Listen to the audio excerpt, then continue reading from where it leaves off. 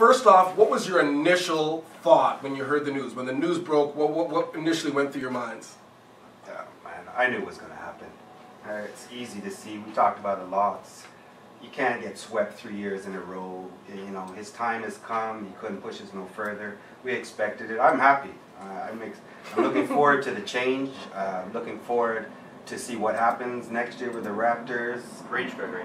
I don't see too much, unfortunately. We don't have draft picks and not much we can do. So it didn't catch you off guard at all? You were just like... Off guard? No.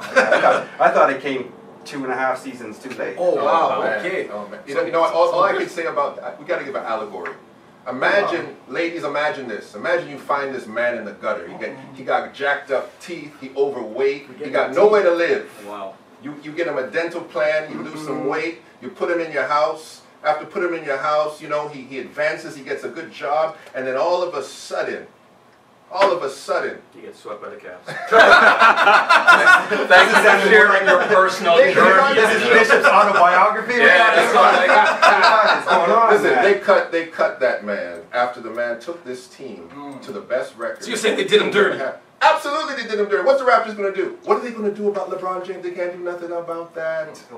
Casey couldn't do anything about that. Casey don't score baskets. Casey don't grab rebounds. Let's talk about offensive and defensive schemes for the team to run each and every game. Guys, let's get into all that in a second. Craig, what was your initial reaction when the news broke? What was the first thing that kind of went through your head? Well, after I stopped somersaulting, I think. No, I'm like Greg. I mean, it's like every once in a while you gotta open your fridge and clean it out, right? Okay. But if you look on the fridge, sometimes the milk carton looks good, but it's not till you check the expiration date and you say this milk's sour.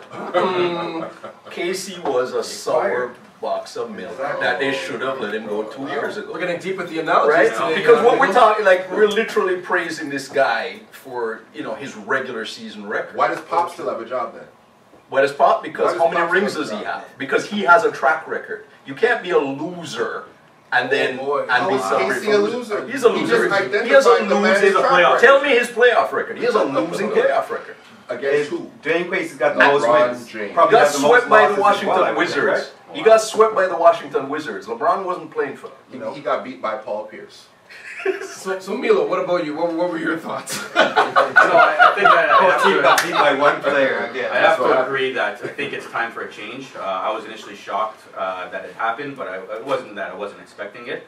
I think it was natural for it to happen, right? I mean, you get swept 2 years in a row, lose to the same team 3 years in a row, the same guy. I think it's time to bring some fresh blood and a new voice. So Bishop, obviously you're opposed to the move, so explain to us, give us a little bit more in terms of why you think it was a bad move. It's the inconsistency with the Toronto fan base. Okay. That we are fickle. We have no loyalty. We have no mindset of a longevity or building a legacy with the team. We want immediate results right now. We didn't trust the process. It didn't trust the process. If you look forward in time, and we will look back at this day and say, how could these guys have beaten LeBron James? We're dealing with an iconic player who he's the Mount Rushmore of this era. How can you get past him and blame Dwane Casey? He's a scapegoat, and the city of Toronto has to realize you got to stick with what works. Let me ask you this question, AKA Bishop. Vince Carter. If, and one of you guys, I think it was you, Bishop, brought up Greg Popovich. If Greg Popovich was the coach of the Toronto Raptors, how many games would they have won against the Cavs? Would they have gotten swept? If LeBron, with LeBron, Popovich was coaching. Absolutely, he was not getting swept. So they still would have gotten swept. He's not getting swept. The Pacers didn't get swept. Regardless of coach, anybody against that team, that roster, any coach would have gotten swept. That's basically your position. I'm saying that with this roster, you can only roll the dice. You can only roll what you have. We have.